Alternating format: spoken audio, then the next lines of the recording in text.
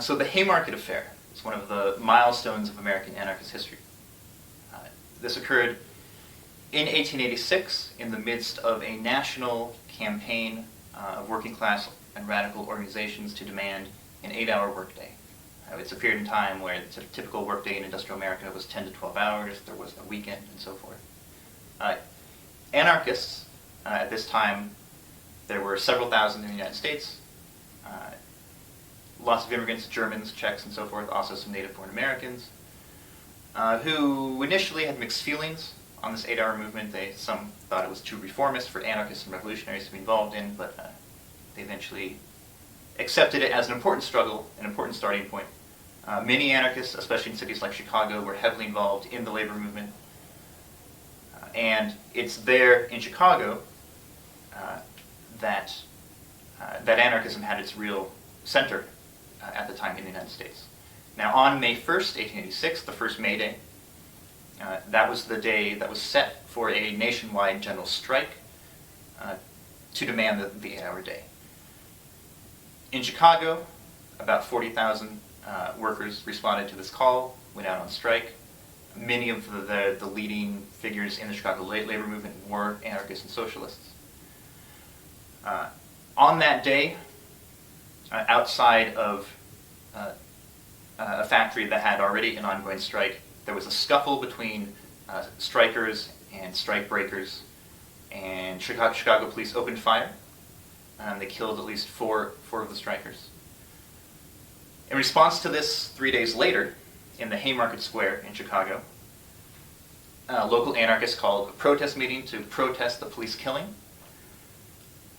And they, mounted a wagon and made speeches denouncing the police.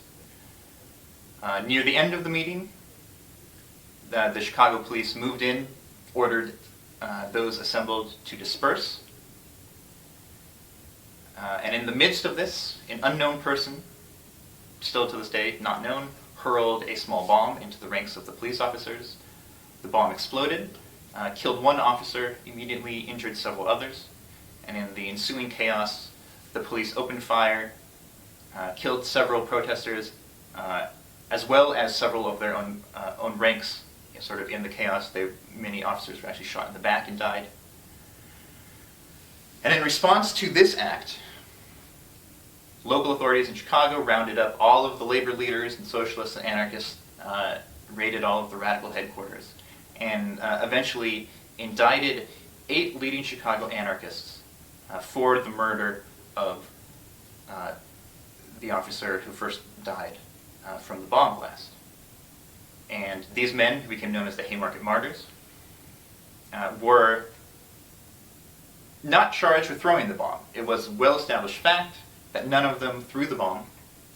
None of them had anything to do with the actual, physical act of the bomb. Instead, they were charged on this tenuous legal argument that their speeches and writings had incited an unknown third party to throw the bomb, even though the police didn't know who this third party was and could not actually, there was not a shred of evidence, essentially. But public opinion, and in particular the opinion of the authorities of the business community, was lethal, it turned out, to these anarchists, to the Haymarket Martyrs.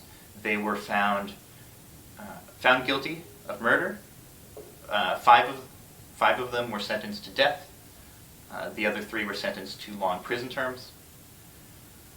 And on November 11th, 1877, one of the martyrs, a man named Louis Ling, committed suicide in his cell rather than go to the gallows, and the other 4 were hung.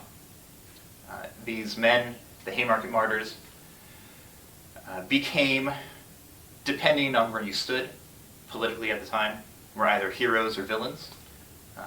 For those to whom they were heroes, they spurred a whole generation into the ranks of anarchism. Some of the best-known figures from later in American anarchist history, like Emma Goldman, first became aware of anarchism and interested in it because of the Haymarket trial. And its legacy extends further as the origins of May Day as an international revolutionary working-class holiday, which, when May Day was sort of established by the International Socialist Movement several years later, it was chosen because of the Haymarket events. And ironically, although its birthplace is in the United States, May Day is now an all but forgotten holiday. Here, in the birthplace of this revolutionary movement, this revolutionary holiday celebrating international class solidarity and class struggle.